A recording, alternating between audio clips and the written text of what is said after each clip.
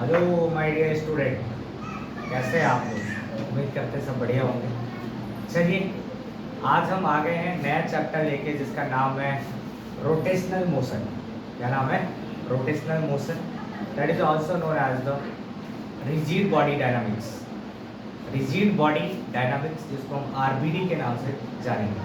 ठीक है, इस चैप्टर में क्या क्या पढ़ना है, पहले हम इंट्रोडक्शन की बात करते हैं कि क्या क्या इस चैप्टर में पढ़ना है।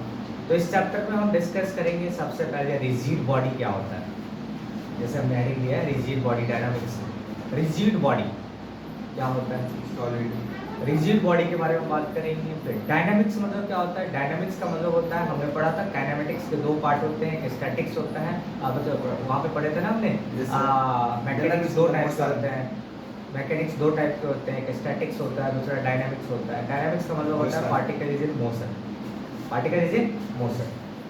तो बहुत सारे टाइप्स के मोशन होते हैं, जैसे कि हमने पहले पढ़ा था काइनेमेटिक्स के अंदर में स्ट्रेट लाइन मोशन क्या होता था। फिर हमने सर्कुलर मोशन पढ़ा था ना, रेक्टिलिनियर मोशन, सर्कुलर मोशन पढ़ा था हमने। फिर सिंपल हार्मोनिक मोशन पढ़ा था हमने, एसएचएम पढ़ा था ना। नाउ तो अब जो हम पढ़ने जा रहे हैं that is the rotational motion. जब कोई बॉडी रोटेट करती है अपने एक्सिस के अबॉट, उसको हम लोग कहते हैं rotational motion.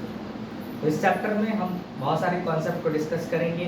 Moment of inertia क्या होता है, ट्रांसलेशनल मोशन, रोटेशनल मोशन की कॉम्बिनेशन पढ़ेंगे हम लोग, है कि नहीं। तो ये बहुत सारे कॉन्सेप्ट को अपने इस चैप्टर में डिस्कस करने वाले हैं।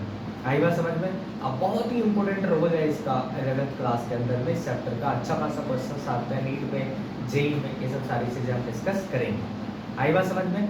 तो सबसे पहला बात जो हम डिस्कस करने जा रहे हैं वो है हमारा रिजिड बॉडी क्या होता है। सबसे पहले आप हेडिंग लीजिए रिजिड बॉडी। रिजिड बॉडी क्या होता है? What do you mean by rigid body?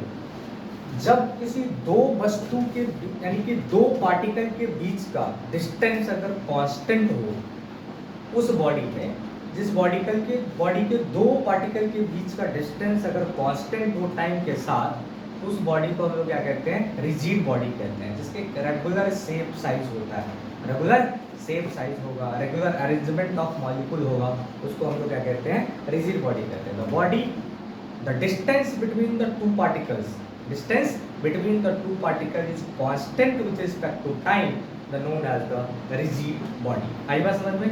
लिखिए जी, लिखिए the distance between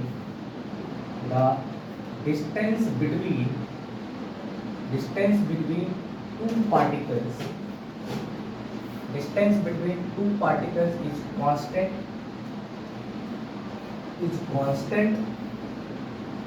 with respect to time,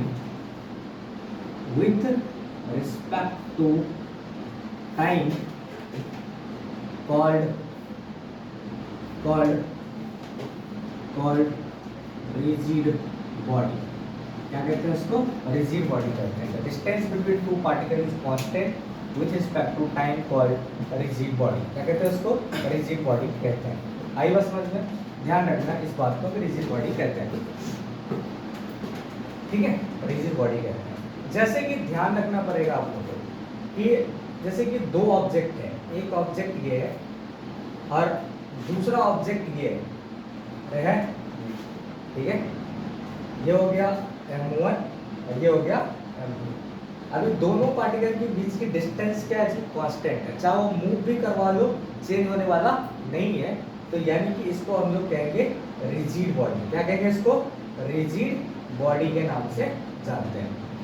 दूसरा एग्जांपल के तौर पर अगर मैं बात करूं कि एक पार्टिकल ये है और एक बीच में हमने कोई स्प्रिंग लगा दिया मालूम, ठीक है, और दूसरा पार्टिकल ये है और दोनों जा रहा है v1 वेलोसिटी से। कितना से जा रहा है?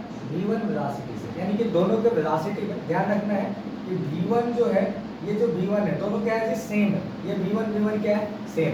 तो जितना मूव आगे ये करेगा उतना ही मूव आगे ये भी करेगा। तो ये भी क्या हो गया? रिजिड बॉडी हो गया। क्या हो गया? ये रिजिड बॉडी कहलाता है। पर क्या ये रिजिड बॉडी होगा? अगर मैं बात करूँ तो एक ऑब्जेक्ट ये है और ए स्प्रिंग लगा हुआ है यहाँ पर। ये जो है ये v1 है और ये क्या है जी? v2 है। क्या ये v1 अगर बराबर नहीं है v2 से v1 अगर बराबर नहीं है v2 से तो क्या ये रिजिड बॉडी होगा? रिजिड बॉडी होगा क्योंकि डिस्टेंस अलग हो जाएगा। कैसे डिस्टेंस अलग होगा? इसका वेलोसिटी चेंज है, इसका वेलोसिटी कम, मान लो ये कम है, ये ज्यादा है तो ये आगे बढ़ जाएगा, तो स्प्रिंग स्ट्रेच हो जाएगा, इलॉन्गेट कर जाएगा, तो ये रिजिड बॉडी होगा? होगा या नहीं होगा?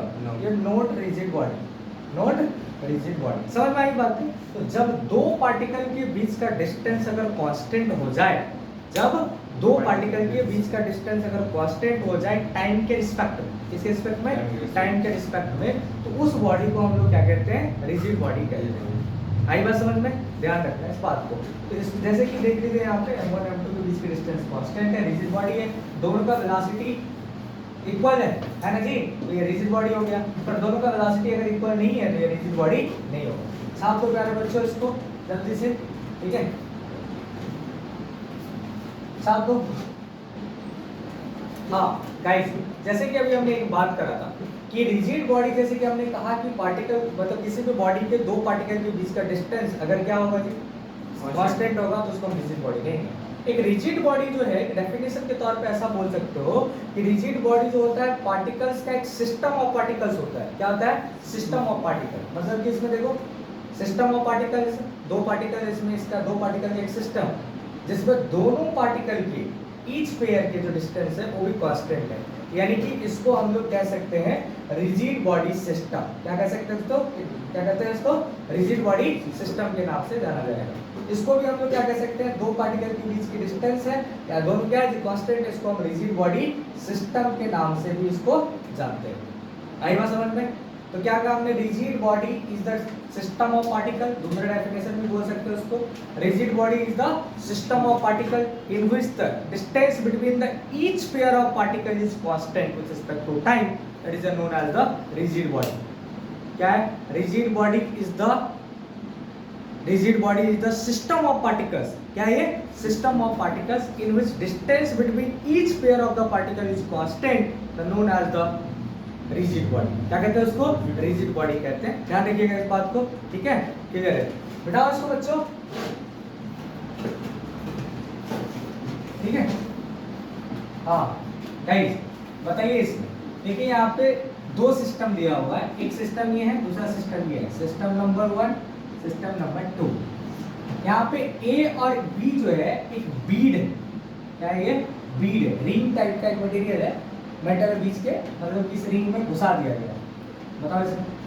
तो कह रहा है कि क्या ये रिजिड बॉडी है? क्या ये रिजिड बॉडी है? देखो ये सेंटर से जो डिस्टेंस इसका कुछ है, ये डिस्टेंस इधर है, यहाँ पे दो पार्टिकल के बीच का डिस्टेंस कांस्टेंट है या नहीं है? हमेशा कांस्टेंट है। अगर ये यहाँ जाएगा तो ये यहाँ आ जाएगा, तो बोलो अगर ये यहाँ आ गया तो फिर ये यहाँ आ जाएगा, क्योंकि दोनों सेम स्पीड से मूव कर रहा है ना, दोनों सेम स्पीड से मूव कर रहा है, तो मतलब कि दोनों का एंगुलर स्पीड क्या है जी? सेम है। तो जब ये यहाँ पे गया तो ये कहाँ आ जाएगा? यहाँ पे आ जाएगा। जब ये यहाँ पे गया तो ये यहाँ आ जाएगा। तो दोनों पार्टिकल के बीच का डिस्टेंस क्या है? सेम है। पर क्या ये पूरा का पूरा सिस्टम रिजिड बॉडी है? तो कहा जाए तो A प्लस बी जो है, A प्लस बी, ए और बी जो है क्या है जी? ये रिजिड बॉडी है। A प्लस बी क्या है? रिजिड बॉडी है, क्योंकि दोनों के बीच का डिस्टेंस क्या है? कांस्टेंट है। है ना? पर ये A plus b plus ring, क्या ये दोनों तीनों रिजिड बॉडी है? नहीं है। कैसे नहीं है? देखो जी, इसके बीच का जो पार्टिकल है ये तो तीनों, ये तो डिस्टेंस सेम है, लेकिन इसके बीच का डिस्टेंस पार्टिकल की और इसके बीच का डिस्टेंस कांस्टेंट नहीं है। कैसे कांस्टेंट नहीं है? कैसे कांस्टेंट नहीं है?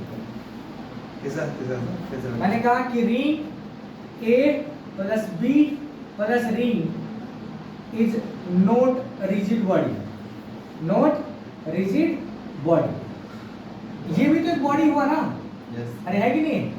पर इस वाले, इसके बीच के पार्टिकल और इस रिंग के बीच के पार्टिकल, तो कभी के बीच का डिस्टेंस तो जीरो भी है, क्योंकि सेम ही पोजीशन पर लोकेट कर रहा है। अरे बोलो, इस पार्टिकल का ये जो बीड है और ये वाला पोजीशन है, इसका दोनों सेम ही पोजीशन पर दोनों लाइज कर रहा है, तो क्या ये दोनों पार्टिकल के बीच का डिस्टेंस कांस्टेंट है? रिजिड बॉडी का मतलब ऐसा सिस्टम जिसमें दो पेयर ऑफ पार्टिकल के बीच का डिस्टेंस कांस्टेंट हो। अरे बोलो, अभी जो यहाँ पे जो लाइज कर रहा है, इसके बीच ये सेंटर पे है ना, इसका बीच का डिस्टेंस कितना है? जीरो, जीरो है। इसके बीच का डिस्टेंस कितना है? लेकिन नहीं, जीरो नहीं होना चाहिए, क्या होना चाहिए? कांस्टेंट होना चाहिए। तो जब दो पार्टिकल के बीच का डिस्टेंस क्या होना चाहिए? कांस्टेंट हो जाए, अरे बोला ना, तो ये हो जाएगा। पर ध्यान रखो इस बात को कि A plus b plus ring जो है रिजिड बॉडी नहीं है। आई बात समझ में? ये नहीं है और ये रिजिड बॉडी है। पर अगर इसमें बात करें तो ये नहीं इसमें बात करें तो क्या ये रिजिड बॉडी होगा? क्यों नहीं होगा?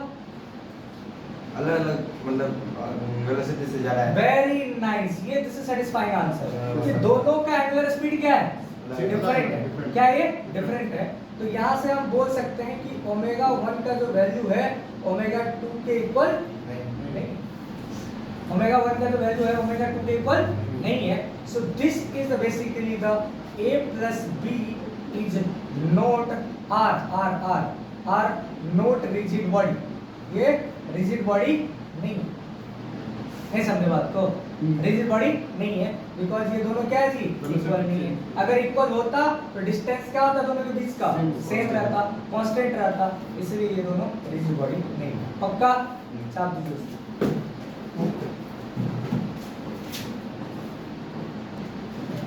गाइस अभी अपने पास एक स्टोन है, क्या ये?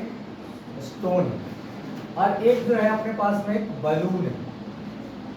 क्या जी? बलून, ठीक है, बलून और अपने पास में स्टोन है। क्या दोनों में कौन रिजिड बॉडी है कौन रिजिड बॉडी नहीं है? या फिर बलून ले लो या फिर कोई क्रिकेट का बॉल ले लो, है क्रिकेट का बॉल ले लो, बॉल है ना, क्या कहते हैं इसको? क्रिकेट बॉल, दोनों बॉल है। कौन सा रिजिड बॉडी है कौन सा रिजिड बॉडी नहीं है? कोई नहीं है।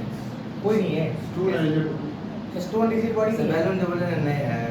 अब बॉल का मतलब बॉल अंडा जो रहता है सर अलग साइज का, उसका अलग रहता है बॉल। बॉल रिजिड बॉडी है या नहीं? बॉल रिजिड बॉडी नहीं है। ऐसा कुछ एक्सप्लेनेशन तो होना चाहिए। बैलून करे तो वो भी एक्ट कर रहा है ना, बलून की तरह वो भी एक्ट कर रहा है। मतलब डिफरेंट सारा मतलब बहुत सारा बॉल अलग अलग। पहले आते हैं स्टोन पे। क्या स्टोन रिजिड बॉडी है? तो अगर कोई सिंगल पार्टिकल की बात करें वो रिजिड बॉडी है या नहीं है, तो उस पार्टिकल के जो बीच का जो डिस्टेंस है, तो जो पार्टिकल बना होगा तो उसमें बहुत सारे कंस्टिट्यूएंट पार्टिकल होंगे, छोटे छोटे पार्टिकल। तो ये जो कंस्टिट्यूएंट पार्टिकल के बीच का वेलोसिटी ऑफ सेपरेशन नहीं होगा। वेलोसिटी ऑफ सेपरेशन जानते हैं ना? दो पार्टिकल के बीच का जो डिस्टेंस अगर चेंज होगा तो सेपरेशन होगा, अगर चेंज नहीं हुआ तो कांस्टेंट डिस्टेंस रहेगा।